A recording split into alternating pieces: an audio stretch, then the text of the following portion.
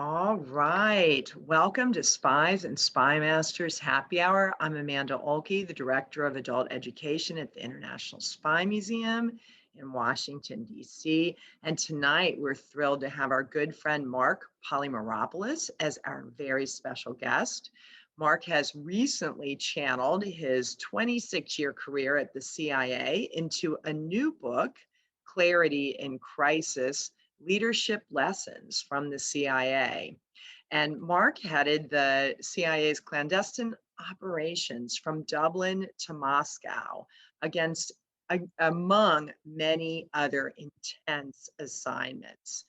And we've got our wonderful Spy Museum historian and curator, Dr. Andrew Hammond, on hand, and he is going to be discussing Marc's experiences with him and why and how they compelled him to write this book and share what he learned with regular old general public. And so I'm going to reveal that Andrew is joining us tonight from his hometown of Glasgow. And I'm wondering if Marc has any secrets he can share with you about your hometown, Andrew, from his former command. Maybe. Do I have any secrets? Boy, I don't know. I don't know. Well, before we get into that and other mysterious items, we, of course, want to have a little fun with our happy hour. And we took a field trip a little while back to a bar that Marc felt we really needed to visit. It is the dive bar of his choice, the Vienna Inn in Virginia. And we have a little video recording of that field trip. But Marc, can you set the Vienna Inn up for us? Sure. So I live in Northern Virginia in a town called Vienna. It's actually about 12 miles from CIA headquarters. It's a kind of place where the chief of police has a top secret clearance. And when you go to Little League baseball games or soccer games, all the parents are wearing U.S. Embassy Baghdad or U.S. Embassy Kabul T-shirts. So it's kind of unusual. I think my neighbor to one house over is a former ambassador, and then a couple of houses over after that, it was the chief financial officer of Blackwater. So, and across the street's a CNN producer. So this is our area. But the Vienna Inn is the dive bar, and it is the center of the town. It is a historic place. It's a historic place for the CIA. But certainly, it's the center of a great small town, Vienna, Virginia, which of course I'm a big fan of. Well, let's see this field trip that we had the pleasure of going on.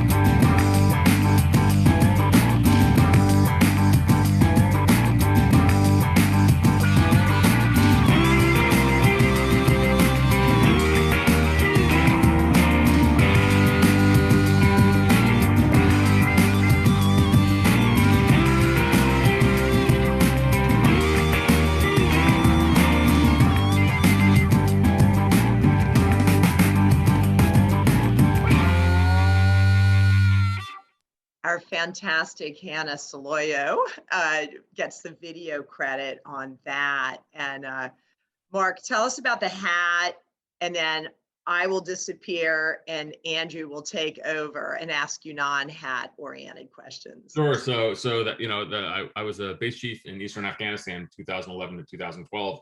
And again, Vienna Inn being such a part of our kind of a life of our town, but also kind of a CI hangout, I wore that hat for the year I was there. It was during, certainly some pretty hairy, crazy times. And I came back and I went to Marty, the owner of the Vienna Inn, and I said, "Hey, can I hang this?" And he said, "Sure." So he put it in a glass case, and it's sitting right next to the gentleman's room, if you even want to call it that. And so everyone sees that when you come in. But it's a perfect kind of encapsulation of what the Vienna Inn means, to me, but certainly to the CIA, because even there's the Vienna Inn. There was a Vienna Inn T-shirt, I think, hanging on the roof of our bar in Kabul as well. That I haven't gotten my hands on, and of course, I think someone's got to bring it home at some point soon. But yeah, it's an amazing place, and great chili cheese dogs. That's what they're famous for. I think you all have tried them. Thank you for introducing us to those. I got a little hungry tonight. All right, I'm going to disappear behind the scenes, but I will be back with audience questions, which folks, please just type those in and we'll get to as many as we can. Well, thanks, Amanda. Well, I'm super pleased to be speaking to you again, Mark. We done a podcast the other month, and the time just flew in. So yeah, I'm really thrilled to be speaking to you again. Oh, it's great to be with you. You know, I certainly enjoyed last time. I think we could probably do this over several hours with probably some adult beverages involved. But we'll keep it to an hour and a half tonight, I guess. To be continued.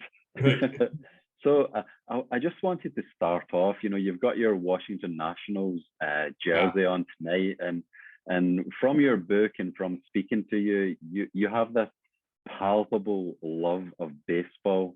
So I'm going to throw you a well-intentioned curveball just to start off.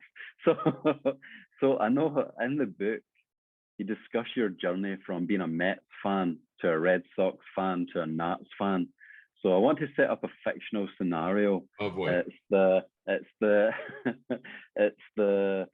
World Series of 2022, and the Mets are playing the Red Sox. Who do you support? Oh, easily the Red Sox.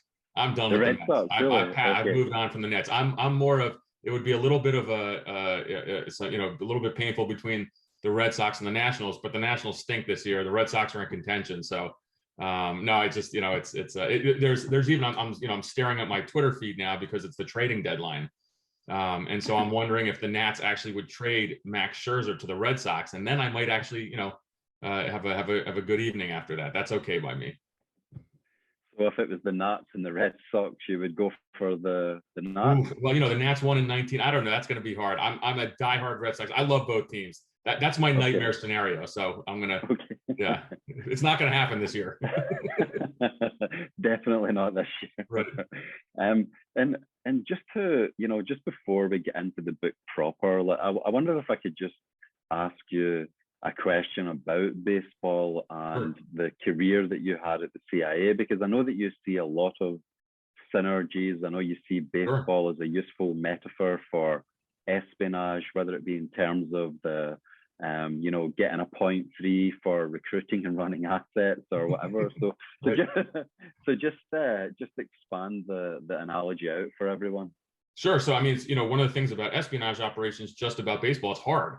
You fail a lot, and so whether you're a professional baseball player or a college baseball player or a high school baseball player or a professional intelligence officer, I mean, you have to learn how to deal with adversity and failure. I mean, that's part of what we do. So in baseball, if you hit 300, that means you're getting hits 3 out of 10 times. You fail 7 out of 10. More often than not, you're failing. Same thing as you're a case officer in the CIA. You're trying to recruit targets. You have to call, what we call overturning rocks. You have to meet a lot of people before you find those with the right motivations or access for a potential recruitment. So, you have to have really thick skin. This is not for the, both professions are not for the faint of heart. And so I love the analogy between the two. So much of it has to do with, how you deal with adversity, how you deal with what I think is the most important character of an intelligence officer and a baseball player, humility. And of course, just the kind of the general leadership principles, because again, it's such, both professions are just tough. And you speak in the book about how those 7 out of 10 that you weren't successful with, they made you the officer that you became. Can you speak more about that? Because that's almost the backbone of the book, right? Sure. It's about going through this adversity and kind of toughening up and being the finished article at the end of the day. Right, Andrew, it's exactly right. One of the principles I talk about, I call it, everything has a catchy phrase. That's what you have to do. So, yeah, but I say adversity is the performance enhancing drug to success. So I always talk about how adversity's got to be your super fuel. Think about Michael Jordan. It's not a baseball analogy. Michael Jordan got cut from his high school basketball team. Did he stop practicing after that? No. So you have to learn. That's your super fuel. That is how you motivate yourself. That's how you grow. And so just like there's some really difficult things I went through in my career that I really tried to learn from. Same thing in the athletics world, and certainly in baseball as well. So it's just the idea of dealing with adversity. Look, I have a one of my son plays college baseball. It's the same thing. He's gone through enormous adversity. He's had injuries. He's struck out in playoffs with the whole season on the line, and then he's had some great success as well. But it's how you kind of deal with that, how you compose yourself, how you learn. That's really critical. These are life lessons. Because again, life is tough. One of the things about me, when you hear me talk or in the book, I'm not sitting here beating my chest, saying how great I was. I actually talk a lot about how kind of failure drove me and how I learned from failure. And I think that's really important because that's just what life is all about. And I wondered if, just while we're on that topic, one of the more harrowing incidents that you discuss in the book, talking about dealing with adversity, is losing an asset. And I Right. just wondered if you wanted to just, because it seems to me that in the book that was a real defining moment for you. Sure.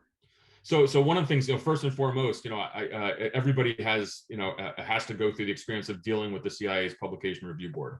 I found it very easy, actually, because I was very clear on when I would send them an operational story, what I thought would be problematic or not. So in the end, what the book has is chock full of op stories, and I'm really grateful to the Publication Review Board because everybody, I have these 9 principles, but you know what? If it doesn't come with a really great story, or sometimes terrible story involved, it's not as impactful. So, this story that I talk about when I'm talking about adversity as the performance-enhancing drug to success, there's 2 scenarios, and they happened about 9 years apart. One was in Iraq, and one was in Afghanistan. And the one in Iraq, Andrew, that you're alluding to was, I was a member of a team that we were living up in northern Iraq before the war. We were living with the Kurds.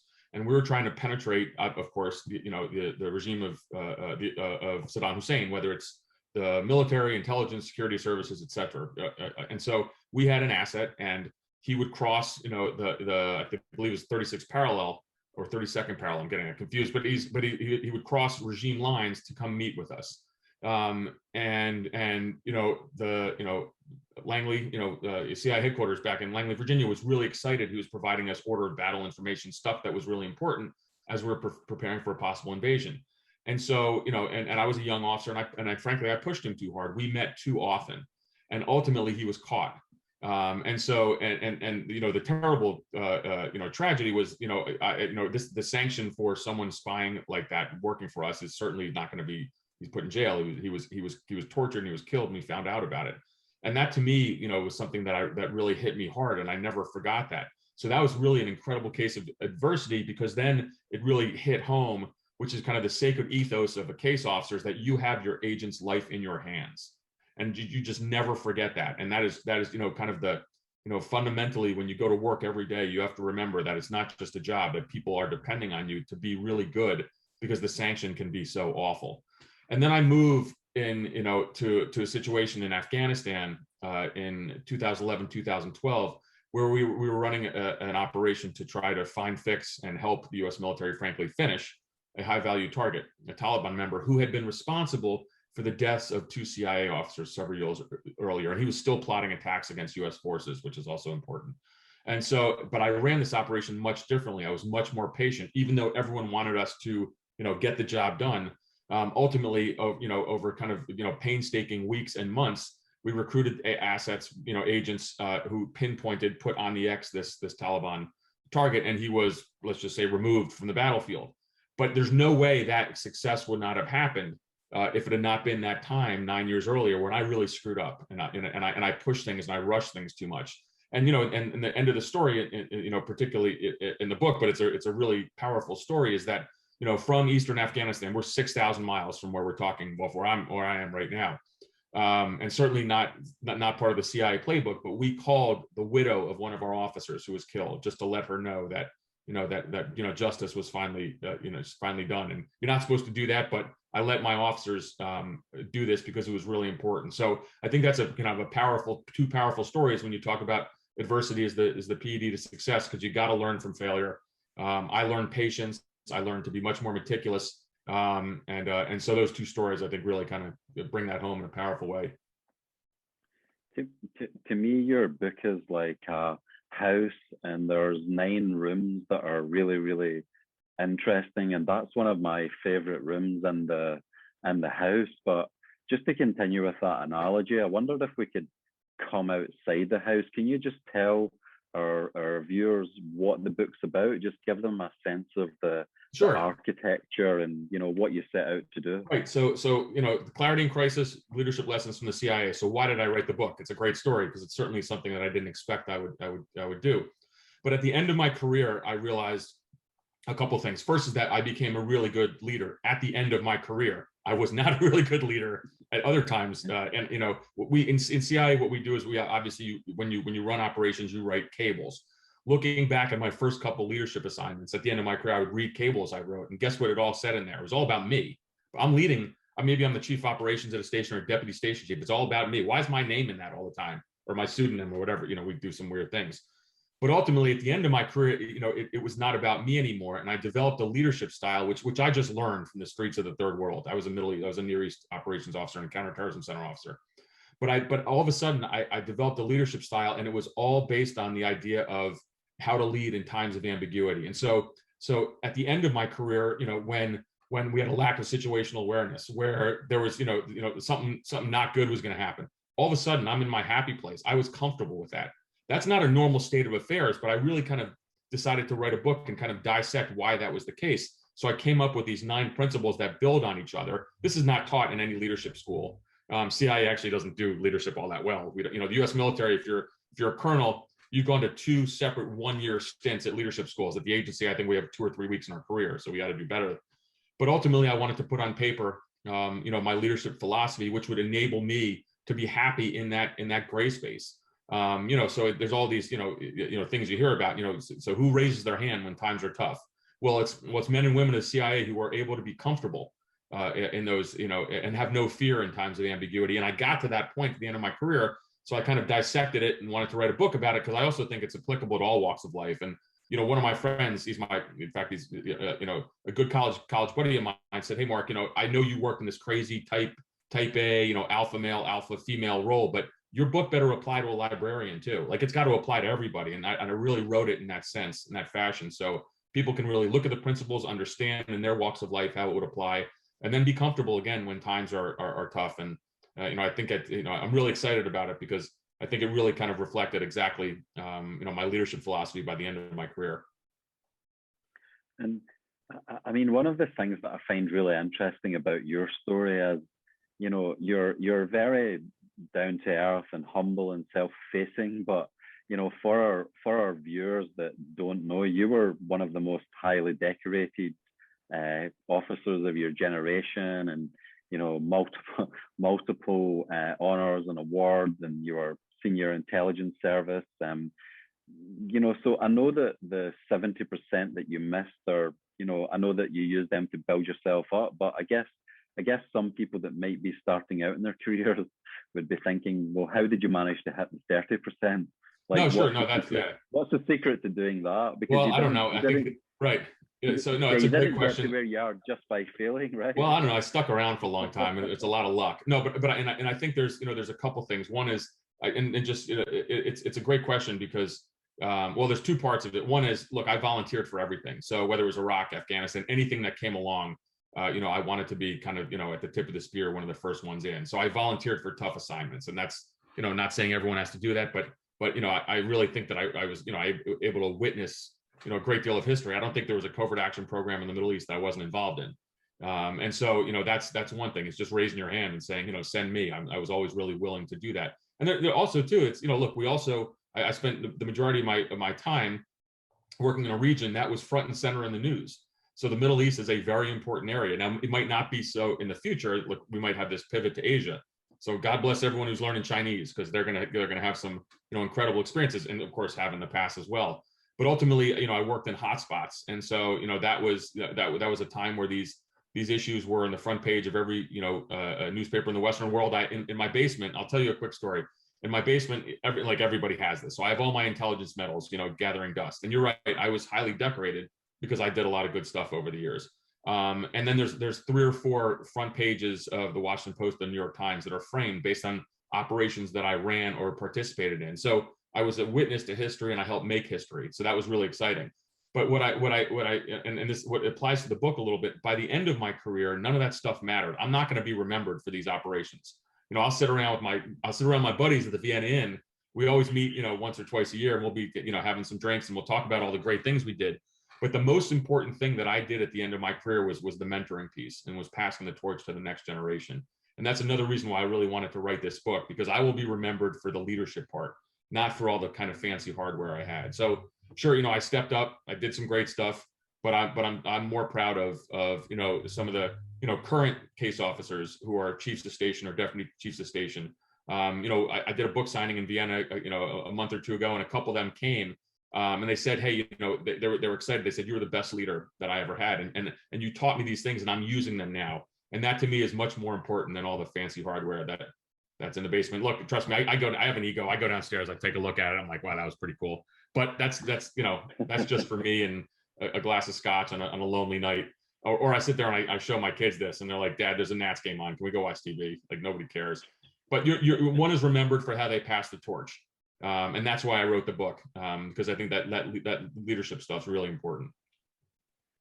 And in terms of clarity and crisis, when did you first know that you were the type of person that had that clarity? Sure. Because not everybody does, right? Is that something that you just happened upon, or is it something you consciously developed, or is it a combination of both? You know, so I had a lot of great mentors. I talk about my mentors in the book a lot. You know, one of them is the guy by the name of Charlie Seidel, and he's mentioned in the book. He's passed away now, but you know, and I wrote an article about him in the Washington Examiner. I called him the last great American Arabist. But I had great mentors who taught me that, again, it wasn't all about me. And as I said in the end, you know, towards the end of my career, all of a sudden, if you look at the cable traffic, my name is never mentioned in there. It certainly was in the beginning. So I learned that part about humility, but and about you know highlighting others. But I think that the first seeds of this in the back of my mind, and it's an operational story in the book, if you remember. I think it's the last principle, was when I had returned from headquarters. I had returned to headquarters from Afghanistan, and the operational story is amazing. That we had put on the X again. Once again, I was running a paramilitary base in eastern Afghanistan. I had returned. I was at our headquarters. My whole team was still there, because that's just the turnover time wasn't right. But they had found and they had fixed a very senior high value target. But everything was going kind of haywire, you know, as far as headquarters was concerned, because there was a lack of situational awareness. I can't remember exactly, you know, and I probably couldn't tell you exactly, but things like our ISR, our surveillance were off, or maybe the comms were going down. But there was a lot of confusion at headquarters when the team on the ground wanted to go forward with the mission to ultimately try to capture or pass the U.S. military to kill a high value target. And a senior officer at the CIA turned to me. They brought me to the operational floor where they have to make the go or no go decision. And he said, "What do you think we should do?" And I said, "Well, you got to go with it. I mean, there's no question." And he looked at me. He said, "Really? You know, everything is very unclear here." And I said, "Absolutely." And the senior officer looked at me. He said, "If this goes wrong, it's on you." And I said, "That's fine."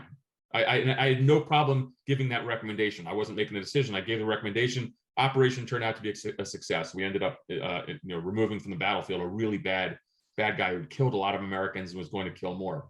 But afterwards, that's when, this was about 2012, 2013, when I started thinking about this book in particular, or putting down these principles, because I was wondering, why was I able to make that determination? Well, the reason was because I had the team on the ground I knew.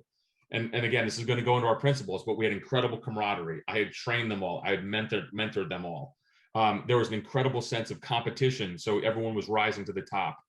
They had been through adversity already. There was also a sense of humility.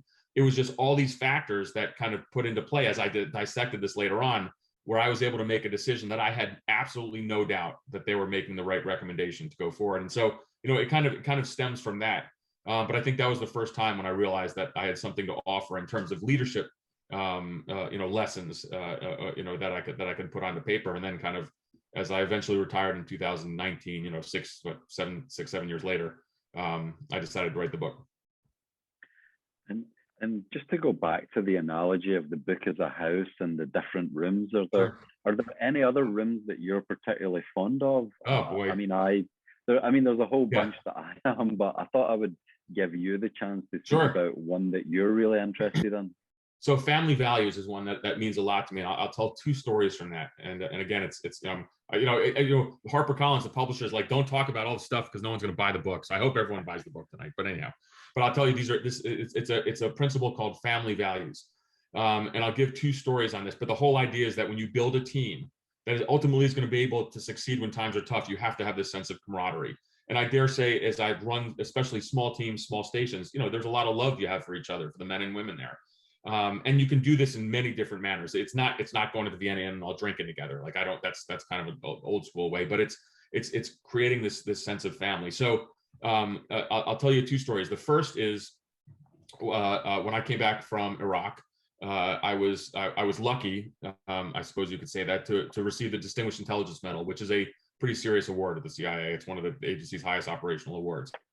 Now, my father is a Greek. He's a true Greek. He was born in Greece. He went to school there. He came to the United States on a Fulbright scholarship, but he really had a view of the CIA that was affected by, in the mid 70s, the U.S. government, but the CIA in particular were supporting the Greek junta, the right-wing government in Greece. So he's not a fan of the CIA, hated all the time my career choice. But I was getting this big award. So I said, Dad, hey, you got to come from New Jersey. He was a college professor, he's retiring, but I said, you got to come for this award. And he kind of begrudgingly came. Well, the director at the time was George Tenet. And this is in 2003. And I went to George Tenet, who I knew because he's Greek. So there's a Greek mafia there. That's a whole separate podcast we'll do, how the Greeks run the CIA. I asked George Tenet, I said, can you just talk to my dad for a little bit, because it just would mean a lot to me. I've had a strained relationship, not with him, but the idea of where I was working at CIA. By the way, my dad is listening. He's watching this podcast now, so he's going to be really mad at me that I'm telling this story. But ultimately, George Tenet takes him aside and speaks to him alone. And supposedly they speak in Greek together. And afterwards, I asked my father, I said, what did he say? And he really wouldn't tell me, but I could tell he was affected by it in a good way. And then later on, when I saw George Tenet, I said, hey, what'd you say to my dad? And I said, and he said to me, he goes, I told him you were a hero.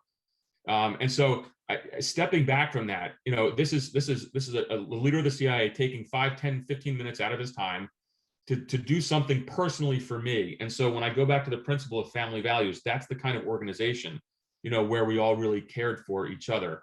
Now, it doesn't always work that way, but ultimately, I really like telling that story because it meant a lot to me. It took no time out of George Tenet's time, and I think it meant a lot to my dad as well. And so, I love telling that story because again, it's the idea of doing things for your fellow officers, where you build this sense of camaraderie, which is really hard to break. And that's why, that paramilitary team I ran in Eastern Afghanistan, 2011 and 2012.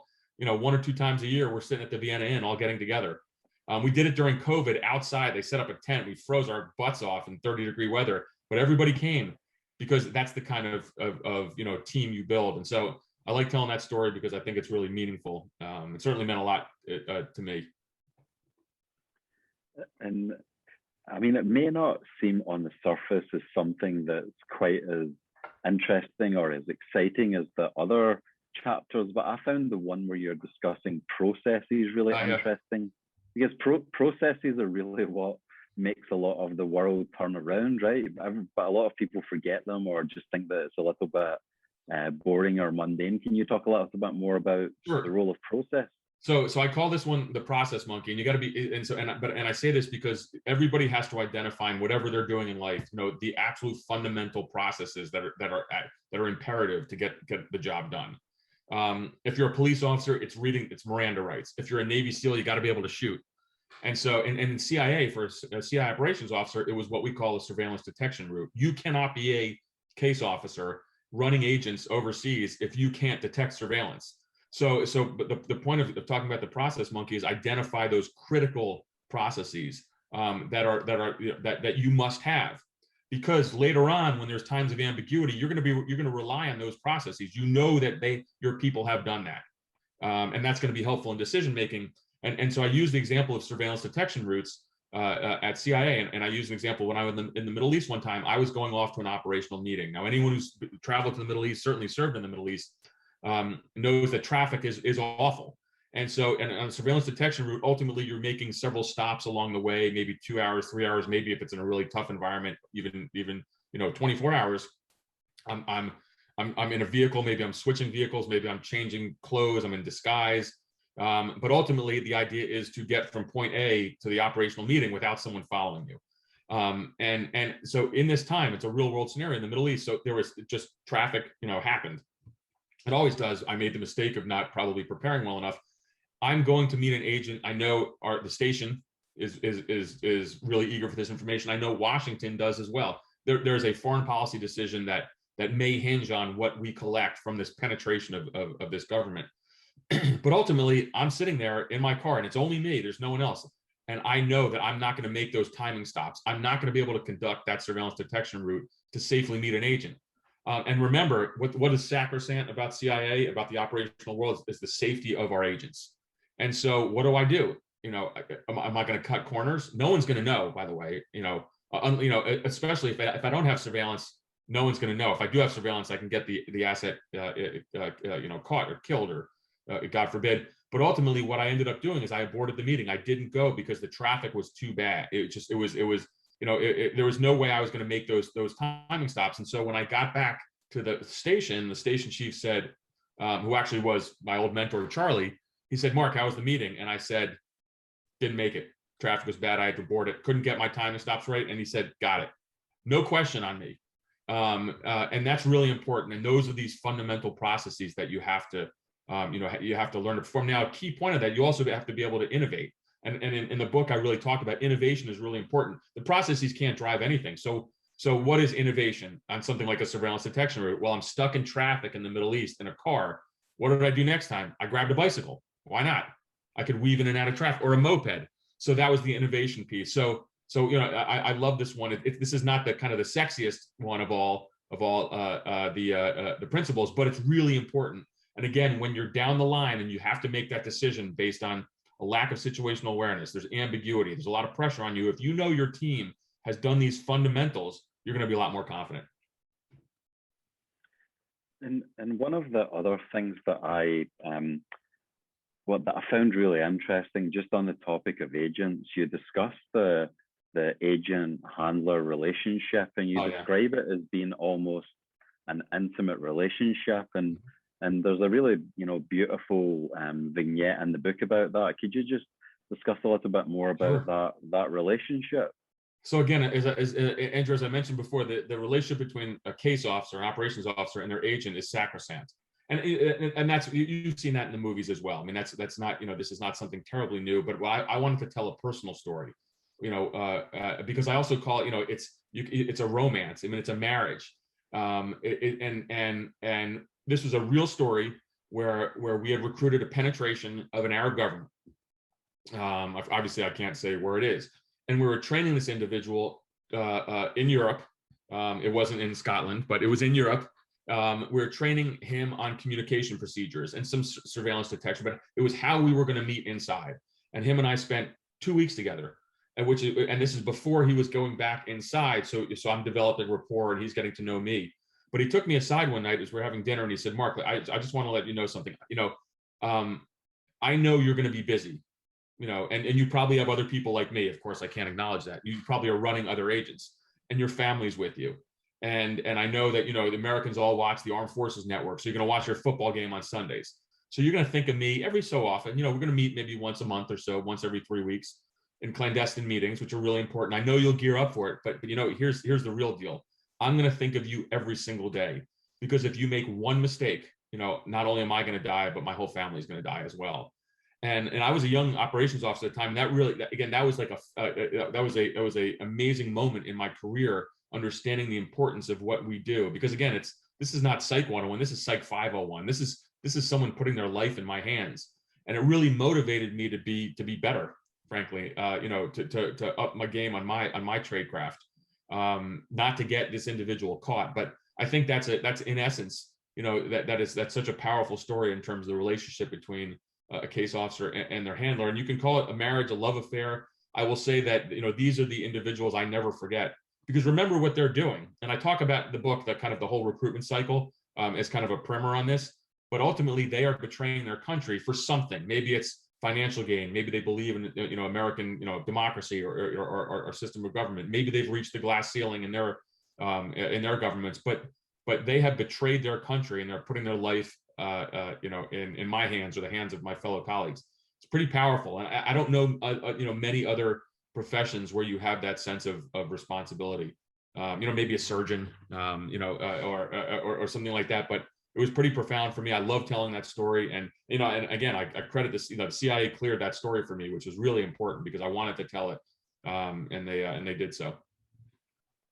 And for you personally, was there a particular part of that cycle that you enjoyed the most? Spotting, assessing, recruiting, running? Was there something that you really enjoyed? Sure. So, and you know, this is again getting to know me a little more. You know, I'm pretty humble. So I was a Near East operations officer. So I was a good recruiter. I wasn't as great with the tradecraft, and my friends, you know, who worked in, you know, in denied areas like Moscow and Beijing would always kind of look at us, you know, in the Near East realm as kind of the knuckle draggers. But I was a very good recruiter, and I loved the part about recruiting. Interestingly, one of the hardest things that I had, and again, you have to understand, I'm obviously Greek American, but the Greek background in the Middle East really did help. Because the Greeks and again, I was in the Middle East, the Greeks and the Arabs were very close. So at times people saw me not as an American official, but as a Greek. And that was very helpful. But ultimately, you know, I was very good in the recruiting sense of getting close to the asset candidate and their family. And so I was able often to recruit agents. But a lot of times, and then this was, you know, this was something that I struggled with as well, is they were doing this for me. So they were providing secret information. We were getting the product. But when it came time for turnover, they were reluctant to meet a new officer. And that was always something that I struggled with. And it's, you know, people who know me in the business, if anyone's, you know, watching now, certainly know that the turnover portion was always harder for me, because someone said, well, I know I'm spying. I'm doing the wrong thing. If I get caught, I'm dead. And I know Mark works for the United States, but I'm kind of doing it for Mark because I really like him, because we spent a year together. I mean, I'm being, you know, it's pretty simplistic. But I always struggled with the turnover portion. And some of the agents that I recruited, you know, didn't stick on that turnover, and that was kind of on me. But again, it's that personal relationship you have with someone who has put their life in your line. That to me was an incredible feeling of responsibility, and that's something that I certainly miss. But I was particularly good at that. Not so good at some other things. I don't know if I could have served in Moscow or Beijing, or, you know, that's for kind of folks with probably some better surveillance detection skills than I had. And you spoke about the part of that you enjoyed the most, but was there a part of it that you had a natural predilection for, or did that map onto the part that you enjoyed the most? Oh, so this is an easy question. I think you'd probably get this from a lot of, you know, especially the senior intelligence service officers who have retired. So the end of my career was the bureaucracy. So you know, when you get promoted, so by the end, you know, you have a very kind of sexy title. So, you know, I was the equivalent of, you know, at my last job, I was the acting chief of operations in the Eurasia Mission Center, which is the old, it's basically a division chief of CE and EUR put together. But this is, you know, vast expanse from Ireland to the farthest time zones of Russia. Sounds really exciting. Actually, really wasn't. It was a lot of personnel. It was a lot of resources. It was a lot of budget meetings. And so, you know, my fondest memories, the days of a street case officer, you know, not even being a manager, but in the end, it was a lot, you know, at the end, that what I didn't like was kind of the headquarters bureaucracy. And I just, not that I wasn't good at it, I was okay at it. But it didn't give me that same charge. But I think that this is probably a common refrain that a lot of people had. I've had friends who've become DDO, and they said, boy, that's the deputy director of operations, the senior most operational, you know, manager at CIA. And they were like, you know, this certainly was not what everyone thought it would, what I thought it would be. Because look, you know, you're dealing with thousands of personnel, you know, hundreds of millions of dollars in terms of budget, personnel problems constantly, because that's just the nature of the business. And so, yeah, the fun part of my career was early on, that's for sure. And you spoke about the transition from being on the street to being, you know, part of the bureaucracy, but there was an earlier transition for you in the CIA, wasn't there, from an analyst? Oh yeah. And switching over. Can you let our listeners know a little bit more about that? Sure. So I spent 26 years at CIA, but, you know, 23 of them in the operational side as a case officer, but I started off as an analyst. So, you know, I graduated from Cornell University with an undergraduate and a graduate degree in public policy. And so I was recruited into the CIA on the analytic side. I had done my master's thesis on Algeria. And you know, at that time I probably was reading a lot of, you know, Tom Clancy books, and I wanted to be Jack Ryan. And I thought the analytic track was pretty cool, which it was, and I enjoyed it. So I started off as an analyst, and early on, as I was making some what we call temporary duty assignment (TDY) trips to the Middle East, I started realizing, hey, I think I want to go. I want to be a case officer. I want to go into operations. And at one point, I was sent for a 3-month TDY in 1996. I can't remember exactly when. But I came back to my boss at the time, my group chief, a guy by the name of John Brennan, obviously went on to become CIA director. And I said to John, I said, look, I said, you know, I think I want to be a case officer. You know, I think that this is just more suited for my personality. And he said to me, he goes, yeah, that's fine. And looking back, and I've joked about with him later on, I'm like, there was no pushback. I might have been a really crappy analyst. There was no like, oh, Mark, please reconsider. We love what you're doing. You have this keen analytic mind. But to John's credit, it was, okay, he let me go. Because ultimately he just said, look, just stay with the organization, stay with the CIA. And that to me was something I was, you know, I think that was a really, you know, a wonderful move on his part. Because ultimately, you know, everyone finds their niche. And so mine ultimately was operations. Being an analyst, I think it really helped though. And I did it for, you know, for 2 or 3 years, but ultimately it taught me how to write. And to write, you know, with, you know, kind of in a clear and concise manner.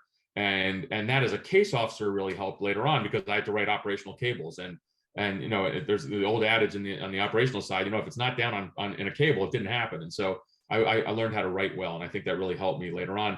And then, you know, going further even to a period when the CIA changed, when there was kind of this effort that they called modernization, where they kind of put a lot of the operators and the analysts together. That was not as much of a difficult transition for me.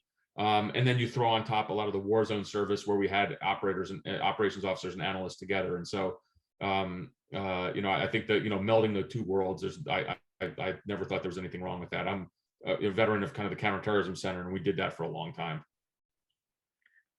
That was actually going to be one of my questions, but just one final point from me before I hand over to Amanda, because I believe we've got a lot of questions coming Sure. in. I've got a whole list here, but it's going to have to be over chicken wings and beer, I think. Anytime to get in. And my final, I guess, question is, so I would obviously encourage viewers to buy the book, and it's available at the Spy Museum store. But when you go to the back cover, you've got an you know, encomium recommendation from Mike Morrell, and then the other one is from Anthony Scaramucci. Absolutely. And I wasn't expecting to see that one there. So I just wondered if you could, just to close off, just tell us a little bit more about how you. Oh, it's a great story. Out. So you know, obviously I am, for better or worse, I am prolific on Twitter. You know, it's at @mpolymer, and so you'll get a whole dose of CIA stuff, you know, baseball stuff, some of my political comments, which I'm trying not to do as much because HarperCollins gets mad. but on the baseball side of it, there's a guy, Ray Salmon, who lives in New Jersey. He is Anthony Scaramucci's personal trainer. So he hits me up on Twitter one day, and he said, I think Anthony Scaramucci, who is a major figure on Wall Street, would really enjoy this book. So he kind of put us in touch. And it actually led to my even going on and doing a SALT Talk, which is Scaramucci's, you know, huge event that he puts forward each year. And again, this is someone, Anthony Scaramucci is known for being the press secretary for President Trump for about, you know, 10 minutes. But he's a you know, a brilliant you know, investor and figure on Wall Street, and loves the leadership genre. He also loves baseball as well. So I got in touch with him, and he loved the book, and I thought it would be, you know, as you look for endorsements, you know, I certainly could, you know, Mike Morrell is a dear friend of mine, so it was really important that he was on there, but I wanted to do something that was just different. And so kind of putting the mooch on there was wonderful. And, you know, when I've gone on the SALT Talks with him, I mean, it's, you know, there's kind of ways I want to connect with different sectors of, you know, of the private sector. And certainly, you know, Wall Street has a lot, I think, to be interested in. And when you talk about my book and I talk about leadership and, you know, how to operate in times of ambiguity. But yeah, that's the story with Scaramucci. But again, it's the common denominator again was baseball. And yeah, thanks ever so much. Over to Amanda. I was going to say, now you're going to make us like the mooch. So, you know, that's an interesting thing I didn't expect to get out of tonight's happy hour. We have so many good and very diverse questions, so I'm Sure. going to fly through them. But first of all, someone is saying listens to a lot of podcasts, reads a lot of books, and in terms of ethics, he's found a lot of CIA officers saying that we don't use blackmail. We would not blackmail an asset into telling us something. And he doesn't really believe that's true. And so wondered if you would comment. Sure. Well, look, so look, there's no doubt that the job of a case officer is to find ways in which you're looking at the motivations of an asset candidate. Blackmail is just something that doesn't stick, and so it's so look, I really believe in that all of us operated with an incredible sense of honesty and integrity. When you walk into CIA headquarters, on the right is the memorial wall with 137 stars. On the left is a biblical a verse from the Bible, and it says, "And ye shall know the truth, and the truth shall make you free." Integrity is a really important concept. But even on top of that, though, just blackmail just doesn't work, because when you recruit an agent, when you recruit someone to spy for the U.S. government, you're not doing it for one piece of information. You want to do this for a sustained period of time. And blackmail is something that's not going to be, in my view, enough of a motivator to make that stick. Now, other intelligence services certainly do that. The CIA doesn't, I think, for ethics, and integrity reasons, but also because it just doesn't work. And so ultimately, it's not anything that I certainly ever had any inclination to try. And so you can believe it or not, but it just there's this efficacy portion of it, and it just doesn't work as a way to get someone to be a consistent provider of secret information in the United States government. I think that's an incredibly practical and believable answer. Did I interrupt you, Andrew? No, I'm sorry. One of your friends wants to know, can you comment on your saying that humility is best served warm? Sure. And so I think being humble is one of the greatest traits of an operations officer. Again, because if you look back, it's how much you fail. And so with me, it was always kind of ensuring that I never believed my own hype. As you saw, I received a lot of fancy hardware, but disaster is always around the corner. I tell a story in the book about an operation that we ran. I was running an operational unit, and I have to be careful, and I always say this. It's clear in the book is we were going after Al Qaeda members who were plotting against the homeland, and in an operation there was a civilian who was injured, and I had to go up and I had to kind of express. I had to talk about this to the CIA leadership, but I did so in such a manner of humility, where I went up there and I took ownership right away. I said, "This is on me. This is my fault. These are 4 ways we were fixing this." And then, I say, "Any questions?" And the answer, there were no questions, because I took ownership of that. I was humble, and I walked away from there, and I'm not believing my own hype. That's something that in my business, and I think, but in many other, walks of life, is a really important trait to have. And so I look. I'm a sports fan too, so I always look for athletes who are humble, and that means a lot to me. And so that's one of the key principles. Humility is best served warm. Love that. What tips do you have for a college student who wants to work in intelligence or at the CIA? I didn't mean to say or. Absolutely. It's a great question. So one of the things that I love doing, Amanda, is I love mentoring college students. And I do this, I probably have 3 or 4 emails a week. I make it a point to talk to them and try to guide them through the process. And so first of all, it's very easy to apply. It's literally online. There's go to look CIA.gov, and there's a way of applying, but everyone wants to know how to make themselves most competitive. And I tell them, and everyone has different answers on this, but it's not a particular course you're taking, but it's 2 things. One is the sense of adventure, a sense of wanting to understand the world. At CIA, remember, if you're an operations officer, you're going to go overseas, you're going to interact with foreigners. You better like foreigners. I mean, you better have this thirst of knowledge of other cultures. You eat funny food, you get sick all the time. I mean, so you have to have that thirst of adventure. But the other thing too is you got to learn a foreign language. And so people always ask me, should I take a class on the history of intelligence operations? I say, no, take Arabic, or take Chinese, or take Russian. Hard targets. Take Farsi, Korean. And so because as your application is put in with everybody else, if they see that you have a functional ability to speak a hard target language like Chinese, you're going to be put at the top of the pile. And so, and this is what I tell college kids in the last piece, and you're all going to laugh here as I say, stop smoking weed.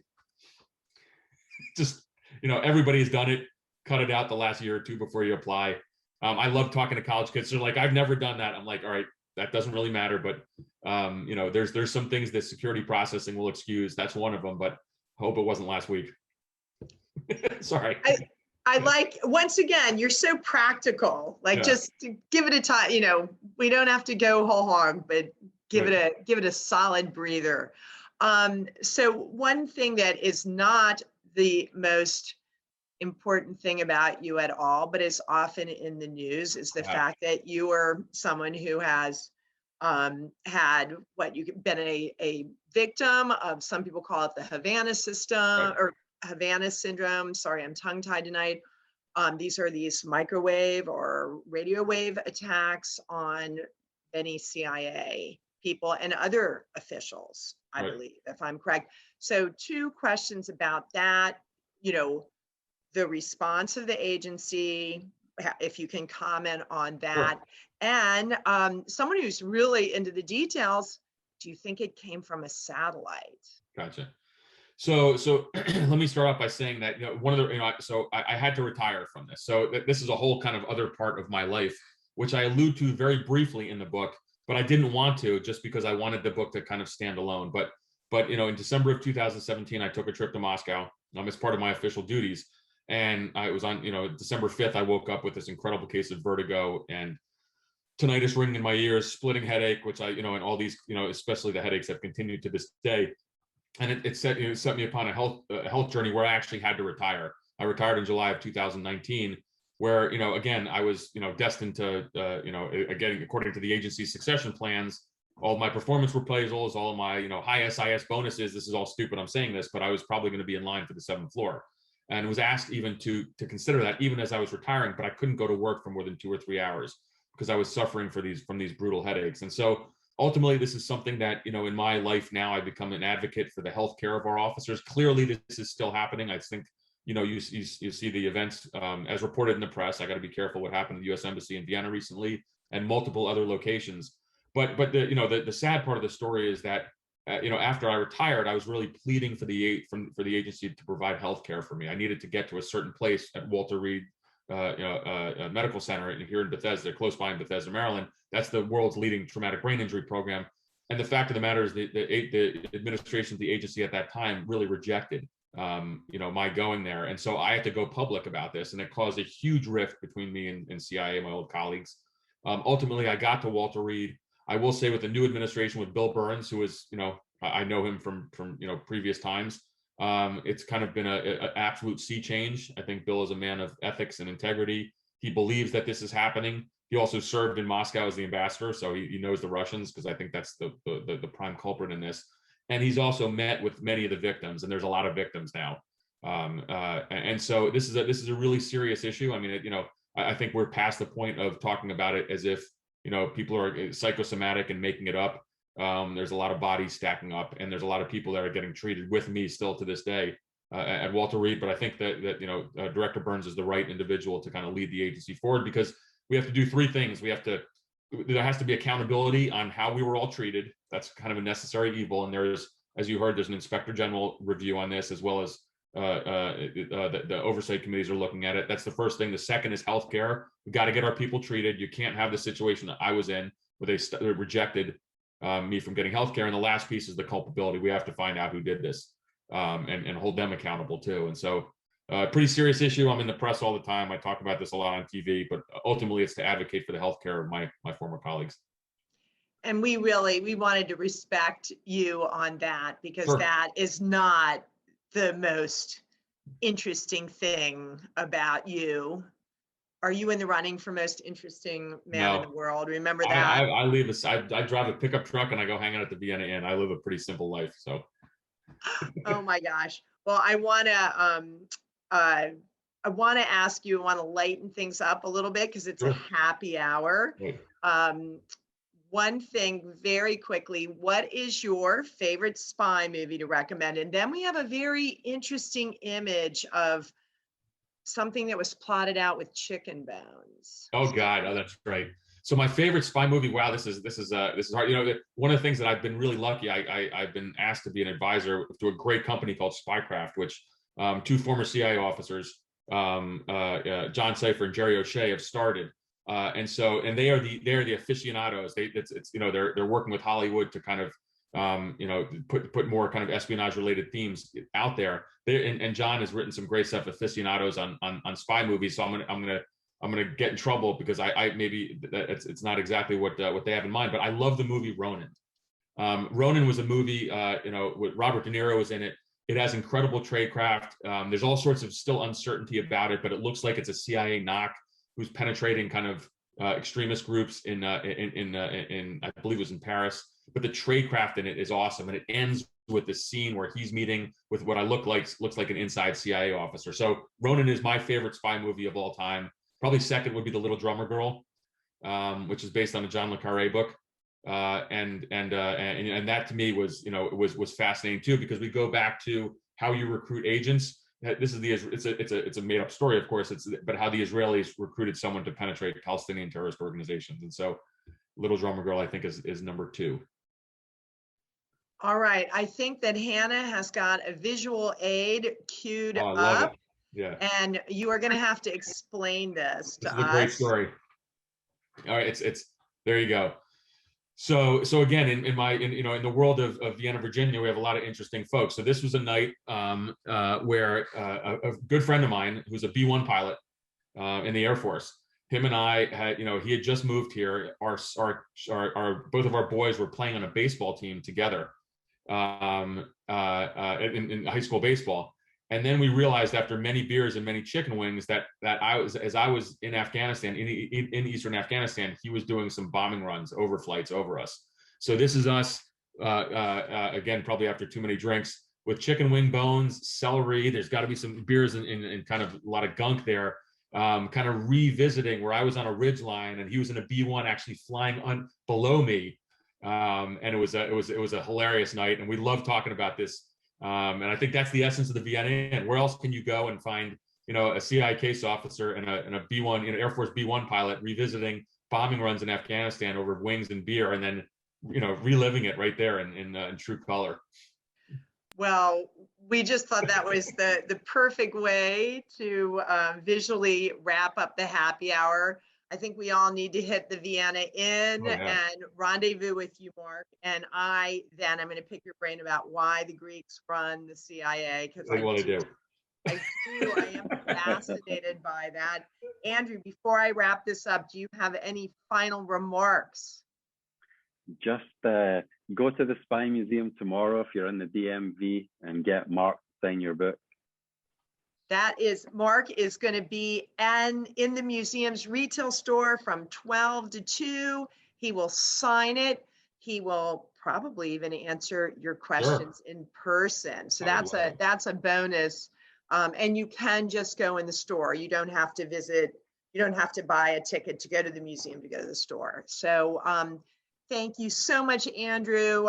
Hopefully you will soon get to be on vacation with your family instead of beaming in to talk to us at Spy, but we thank you for doing that.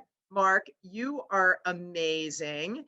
And folks, you'll get to see a different side of Mark on August 19th. He's going to be our guest on Spy Chat, and that is going to be really focused on whatever is the hottest issue on August 19th in the morning. So that is going to be great. If you want to register for that, just jump on our website. You know where the calendar is. We have that program and so many more.